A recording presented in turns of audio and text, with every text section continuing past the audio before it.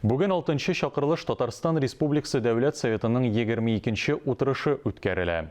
Утырышның көн тәртибенә 41 проект кертелгән. Алар арасында шәхси корал әйләнеш өлкәсендә норматив хокукый җайга салуны катгыйландыру, Салым кодексын беренче өлешенә үзгәрешләр кертү, халыкка адреслы социаль ярдәм күрсәтү һәм башка юнәлештәге проектлар бар.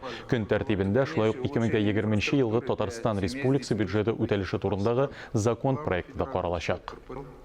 Дөрестәндә быелгы ел менә безнең инде 5 айлык нәтиҗәләр белән мин инде әйтәләм тулаем алганда уңай хәл дип инде, чөнки керемнәр безнең барлык каралган бюджет менән каралган бирдә инде керемнәр инде 47% тәшкил итә. Бу яхшы күрсәткеч дип саныйм. Һәм инде былтыргы елга караганда безнең уңай керемнәр күбрәк. Булар барсы да инде әгәр дә менә алдагысы айларда да предприятиеләребез һәм физик затларыбыз матур иттереп эшләп килсәләр, тотрыклы эшләп килсәләр, булар барсы да безнең расчетлар белән инде мөмкинчелек бирә дип саныйбыз.